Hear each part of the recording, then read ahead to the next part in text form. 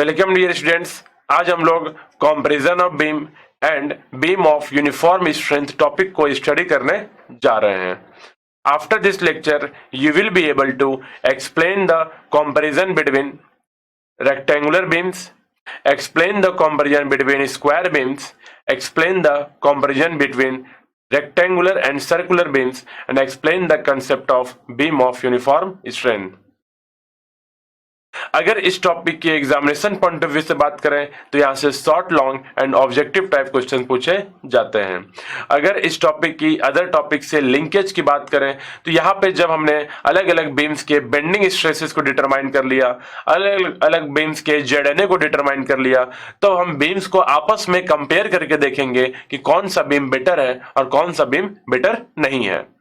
तो यहाँ पे इस टॉपिक में कंपैरिजन ऑफ बीम करा जाएगा और फिर हम ये देखेंगे कि बीम ऑफ यूनिफॉर्म स्ट्रेंथ क्या होता है और बीम ऑफ यूनिफॉर्म स्ट्रेंथ को हम कैसे बनाते हैं। तो चलिए सबसे पहले हम लोग देखते हैं कि how to compare beams of rectangular sections. तो देखिए सबसे पहले हमारा टॉपिक है रेक्टेंगुलर बीम्स। तो आपके सामने दो बीम्स दिख रहे होंगे, that is beam A and beam B. ये दोनों ही बीम्स बीम के क्रॉस सेक्शनल व्यू है। मीन्स मैं आपको यहाँ पे बीम का लेंथ नहीं शो कर रहा हूँ, यहाँ पे बीम का क्या दे रखा है, विड्थ दे रखा है और डेप्थ दिया हुआ है। तो लेट जो बीम ए है उसका विड्थ मान लेते हैं, this is 100 mm and depth is 10 mm। Similarly beam B है, उसका विड्थ है 10 mm and depth is 100 mm। तो कौन सा बीम बेटर है या कौन सा बीम का स्ट्रेंथ कितना टाइम्स अधिक है या कितना टाइम्स कम है, वो हमें यहाँ पे कैलकुलेट करना है। तो हमें ये पता है कि बीम का स्ट्रेंथ किस पे डिपेंडेंट होता है, जेड एन ए पे, that is section modulus. Section modulus means I N A upon Y max. तो हम सबसे पहले फर्स्ट बीम का जेड एन ए कैलकुलेट करेंगे।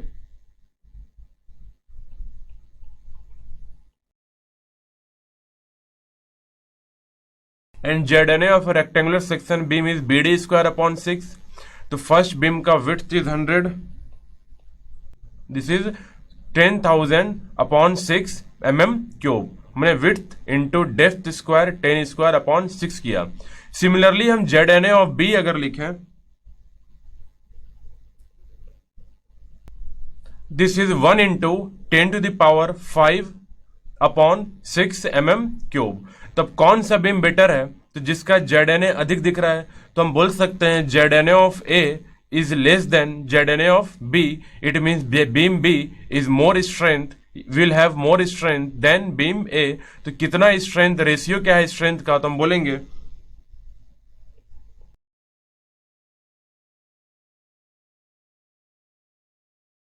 तो हम जब ZNA और ZNA of B, A and B का रेशियो लिखें, it mean strength of A और स्ट्रेंथ ऑफ बी का रेशियो लिखें, तो इट्स रेशियो इज 1/10।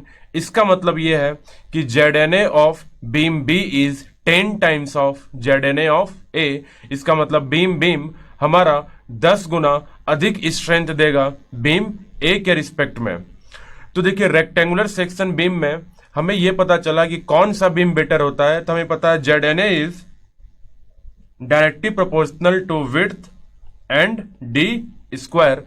तो जिस बीम का डेप्थ अधिक होगा तो वो डी स्क्वायर की फॉर्म में जेडएनए को इंक्रीज करेगा, और जिस बीम का विड्थ ज्यादा होगा या विड्थ अधिक होगा वो केवल विड्थ के रिस्पेक्ट में मींस 1 टाइम्स के रिस्पेक्ट में जेडएनए को इंक्रीज करेगा, पावर 1 के रिस्पेक्ट में जेडएनए को इंक्रीज करेगा।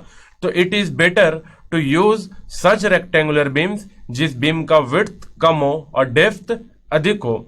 लेकिन यह ध्यान रखना है कि जब भी आपको किसी भी दो बीम्स का कंपैरिजन करने के लिए बोले तो आप केवल विड्थ का रेशियो कंपेयर नहीं करेंगे या केवल डेप्थ का रेशियो कंपेयर नहीं करेंगे। जब भी स्ट्रेंथ का कंपैरिजन करना है मींस कंप्लीट जेडएनए का हमें कैलकुलेशन करना है, और जेडएनए दोनों का अलग अलग इंडिविजुअली फाइंड आउट करिए, उन दोनों का रेशियो लिख लीजिए, तो हमें पता चल जाएगा कौन सा बीम बेटर है। तो इस बीम को अगर ध्यान से फिर से देखें तो देखिए दोनों का क्रॉस सेक्शनल एरिया सेम है, मीन्स फर्स्ट का cross sectional area is 100 into 10 and second का क्रॉस सेक्शनल एरिया भी 10 इंटू 100, मीन्स एरिया दोनों का क्या हो गया, सेम है। अगर क्रॉस सेक्शनल एरिया सेम है, अगर दोनों का लेंथ भी सेम रहा होगा तो दोनों का वॉल्यूम भी क्या होगा, सेम। अगर वॉल्यूम सेम है और अगर दोनों का स्पेसिफिक वेट सेम हो, मीन्स मटेरियल अगर सेम हो, तो दोनों ही बीम्स का वेट भी क्या रहा है, सेम। इट मीन्स इन दोनों बीम्स का अगर वेट इक्वल है, इन दोनों बीम्स का वॉल्यूम इक्वल है, क्रॉस सेक्शनल एरिया इक्वल है, लेंथ इक्वल है, बट बीम का मोमेंट रेजिस्टिंग कैपेसिटी किसका अधिक है, तो बीम बी का, क्योंकि मोमेंट ऑफ रेजिस्टेंस या मोमेंट रेजिस्टिंग कैपेसिटी हमने पढ़ा था is directly proportional to Z N A. Clear? तो इस तरीके से आप बीम्स का कंपैरिजन करेंगे। इसी पे अगर हम आपको एक प्रॉब्लम दें और सॉल्व करते हैं, देखते हैं उसको किस तरीके से सॉल्व करना है। आपके सामने दो रेक्टेंगुलर बीम शो किया गया है, जिसमें बीम 1 है, उसका विड्थ है b/2 एंड डेप्थ है b, और बीम बी है, बीम सेकंड है, उसका width is b and depth is b/2, means पहले वाले का बीम का width is half of depth और दूसरे बीम का width is double of depth. तो सबसे पहले अगर प्रॉब्लम में ये मेंशन किया जाए कि if the bending moments applied in both the beams are same, it means bending moment जो फर्स्ट बीम पे है उतना ही बेंडिंग मोमेंट अगर सेकेंड बीम पे भी हो, that is equal to m, then determine ratio of maximum bending stresses produced in first beam to second beam. तो क्या आप maximum bending stresses in first beam to second beam का ratio find out कर पाएंगे? तो maximum bending stresses का formula क्या होता था, दैट इज m/ZNA। तो उस फॉर्मूला को ध्यान दें तो वहां पे हमें दिख रहा है कि bending stress is inversely proportional to ZNA। दोनों के लिए मोमेंट तो सेम है, तो फर्स्ट बीम पे भी मोमेंट सेम, दूसरे बीम पे भी मोमेंट सेम, बट क्या सेम नहीं है, that is ZNA, and bending stress is inversely proportional to ZNA। It means जो स्ट्रेस का रेशियो होगा उसका ZNA का इनवर्स रेशियो के इक्वल होगा। तो हम बोल सकते हैं it is equal to ZNA of second beam upon ZNA of first beam. तो ZNA ऑफ सेकेंड बीम का ZNA क्या है, तो रेक्टेंगुलर सेक्शन का ZNA होता है BD² अपॉन 6। इस फॉर्मूला को पुट करें तो सेकेंड बीम का width is b and depth is b/2 square upon 6 divided by beam first का ZNA, तो बीम फर्स्ट का विड्थ इज b/2,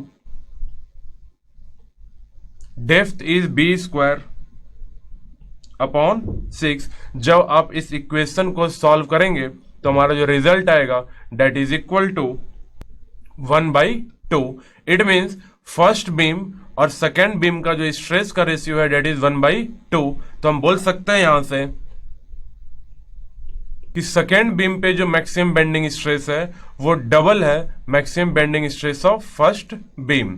तो इसका मतलब कौन सा बीम पहले फेल होगा, तो जिस बीम पे स्ट्रेस अधिक प्रोड्यूस होगा, तो बीम बी या beam second will fail earlier, वो जल्दी फेल हो जाएगा, और बीम फर्स्ट जो है उसका स्ट्रेंथ अधिक होगा क्योंकि उसमें जो स्ट्रेस प्रोड्यूस हो रहा है वो हाफ प्रोड्यूस हो रहा है। तो देखिए ZNA के रेशियो से आपको 3 तरीके का प्रॉब्लम पूछा जा सकता है। टाइप 1 है कि जब कंपैरिजन करने के लिए बोले तो सबसे पहले आपको बोल देगा determine the ratio of ZNA, सिर्फ आपको ZNA का रेशियो बता देना है। जैसे इसी बीम प्रॉब्लम में अगर ZNA का रेशियो बोला जाता तो हम बोलते हैं ZNA of 1 divided by ZNA of 2 is equal to 2। इसको इन्वर्स कर दें, एक तो ZNA का हो गया।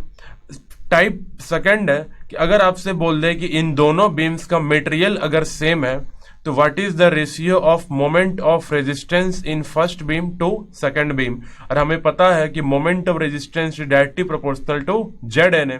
तो जो ZNA का आंसर था डेट इज 2, वही आंसर हो जाएगा मोमेंट ऑफ रेजिस्टेंस का भी, डेट इज 2।